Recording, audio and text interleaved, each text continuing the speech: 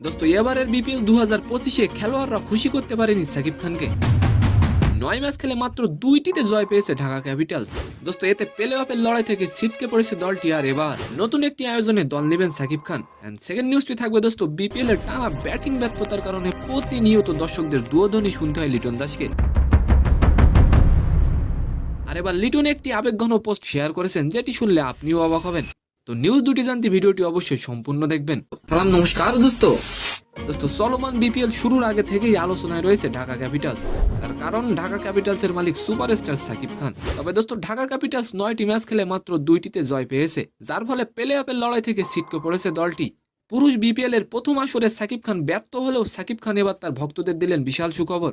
দোস্ত বিপিএল 2025-এ ঢাকা ক্যাপিটালসের এমন অবস্থার জন্য আপনি কাকে দায়ী করবেন অবশ্যই কমেন্ট করে যাবেন। দোস্ত সাকিব খান পুরুষ বিপিএল এ ব্যর্থ হলেও নারী বিপিএল এ দল নিতে চান। দোস্ত আগামী 7ই ফেব্রুয়ারি পদ্মা নামবে বিপিএল এর পরপরই মাঠে গড়াবে মেয়েদের বিপিএল, যেখানে অংশগ্রহণ করবে 3টি দল।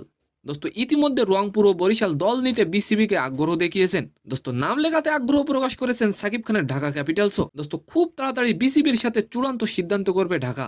এন্ড সেকেন্ড নিউজটি হলো দোস্ত ব্যাটিং ব্যর্থতার কারণে প্রতিনিয়ত দর্শকদের দুয়োধ্বনি শুনতে হয় লিটন দাসকে। দোস্ত বরিশালের বিপক্ষে মাত্র 13 রানে আউট হওয়ার পর দর্শকদের ভুয়া ভুয়া আওয়াজ তোলেন গ্যালারি থেকে। দোস্ত আর এবার লিটন তার খুদে ভক্তের একটি প্লাকার্ডের ছবি পোস্ট করেন, যেখানে লেখা ছিল, যদি আপনার কেউ না থাকে তবে জেনে রাখবেন একমাত্র ভক্ত হিসেবে আমি থাকবো। লিটন লেখেন, প্লাকার্ডটি আমার আত্মবিশ্বাস বাড়িয়ে দিয়েছে। দোস্ত লিটন দাস তার মেয়ে আনোরাকে বলেন যে মনে হচ্ছে তোমার প্রতিযোগী আছে। তো সম্মানিত দর্শক, আজকের ভিডিওটি কেমন লাগলো অবশ্যই কমেন্ট বক্সে জানাবেন। আর ভিডিওটি যদি ভালো লাগে অবশ্যই একটি লাইক দিয়ে আমাদের চ্যানেলটিকে সাবস্ক্রাইব করে দিবেন। ধন্যবাদ।